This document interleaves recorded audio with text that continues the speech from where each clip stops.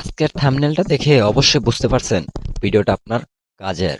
তো বেশি কথা না বলে চলে যাই আমরা মূল ভিডিওতে। ধনী হওয়ার দুইটি উপায়। এখন ধনী হওয়ার মূলত সাধারণ দুইটি উপায় আছে। একটি উপার্জনের বৃদ্ধি এবং দ্বিতীয় নাম্বার সম্পদের সঞ্চয় ও বিনিয়োগ।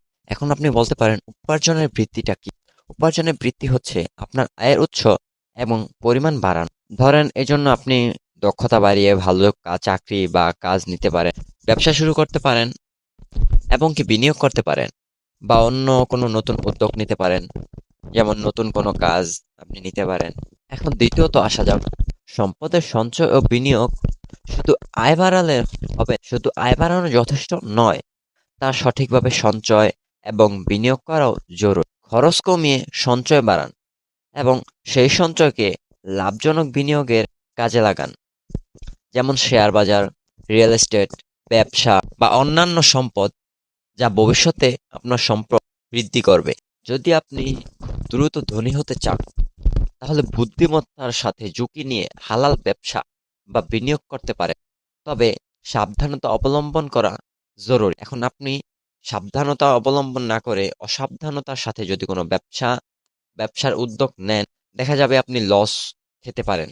এজন্য বুদ্ধিমত্তা থাকলেই হবে না, এবং এর মধ্যে সাবধানতা অবলম্বন করা অত্যন্ত জরুরি। যেমন আপনি উপার্জনের বৃদ্ধি করতে গিয়ে দেখা গেল এমন একটা ভুল করছেন, যেখান থেকে আপনি বের হতে হলে পুরো ফকির হয়ে বের হতে হবে। এমন কোনো ঝুঁকি নেওয়া যাবে না যেখানে আপনি পুরো ফকির হয়ে যাবেন। হ্যাঁ, ঝুঁকি নেওয়া জরুরি। জীবনে সফলতার জন্য ঝুঁকি অত্যন্ত জরুরি। আপনাদেরকে একটা গল্প শোনাই। একজন দরিদ্র কৃষকের ছেলে, সে 10 টাকা হাতে নিয়ে বাড়ি থেকে বের হলো। সে প্রথমে ভাবলো এই 10 টাকা দিয়ে কি কিছু করা যাবে।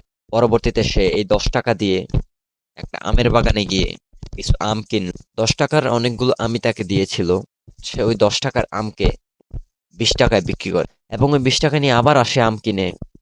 এভাবে সে ব্যবসা চালিয়ে যেতে থাকে। একসময় সে টনে টনে আম কিনে আনে এবং লাখো মানুষের মাঝখানে তা বিক্রি করে। এখান থেকে শিক্ষা এতটুকুই, যদি উদ্যোগ নেন তাহলে একদিন আপনি সফলতা পাবেন অবশ্যই।